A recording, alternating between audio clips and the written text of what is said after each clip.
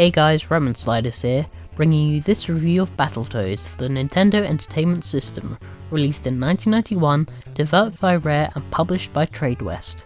As gaming entered a new decade, developers focused their attention away from the 8-bit to the 16-bit era with the Sega Mega Drive and the newly released Super Nintendo.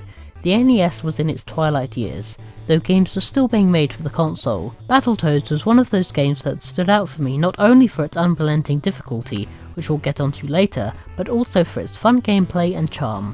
When the Dark Queen decides to unleash her wrath upon the Battletoads and captures Princess Angelica and one of the Toads themselves, it's up to the remaining two Toads, affectionately named Rash and Zitz, to travel to the planet Ragnarok to rescue their friends and make their way to the Tower of Shadows to face off against the Dark Queen herself. So it's another Rescue the Princess story. Nintendo really seemed to love this setup.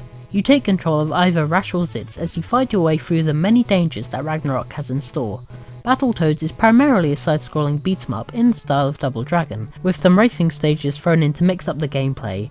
The Toads have access to standard punch and kicks to attack enemies before finishing them off with a smash hit, where the Toad's appendages grow to gigantic proportions to lay the hurt on enemies. That's what I call finishing in style. The Toads can also use their tongues to eat flies to replenish health, as well as finding other aids such as extra lives and level warps.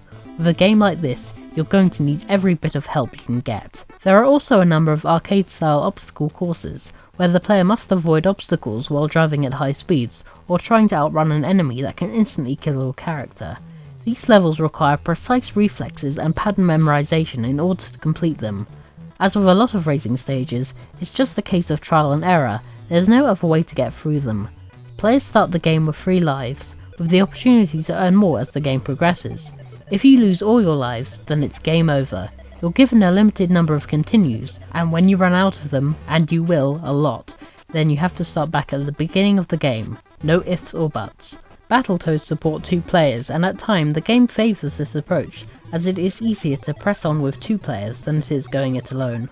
Although having 2 players on the screen can be a problem, particularly in the race stages, where if one player hits an obstacle, then both players must restart from the last checkpoint, so 2-player mode has its pros and cons. Battletoads was one of the most graphically enhanced games to be released for the NES, at a time when the video game market was transitioning to 16-bit consoles in the Super Nintendo and the Mega Drive. Rare, knowing that it couldn't directly compete with the technical superiority of the 16-bit consoles, still wanted to show that there was life in the NES yet, even at this late stage. Character sprites have some of the smoothest animation ever seen in an NES title, and that the game was pushing the NES to its limits, with an enhanced colour palette, detailed backgrounds, and early cutscenes.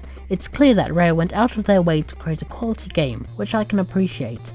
Battletoads does the NES proud when it comes to visuals.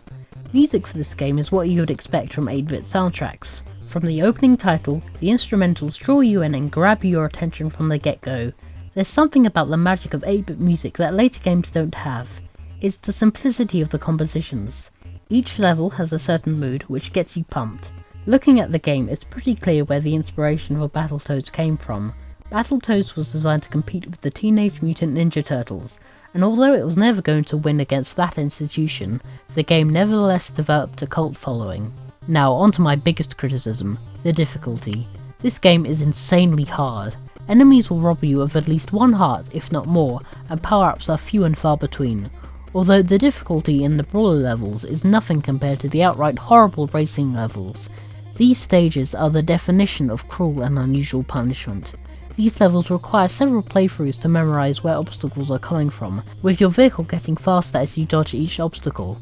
Getting through these stages is a nightmare, but it is possible, so don't throw the controller out the window just yet, even though it's so tempting. The difficulty is made worse as there is no save feature or password system whatsoever. Battletoads is a challenge for only the most hardcore gamer. Although if you're having trouble, try the Mega Drive version, as it is much more forgiving. Now on to some things I did like. Part of the immense appeal of Battletoads is the humour. There is a lot of comedy in this game, particularly in the finishing attacks, and like the turtles, the Toads don't take themselves seriously. These guys have lots of personality, even if the enemies don't.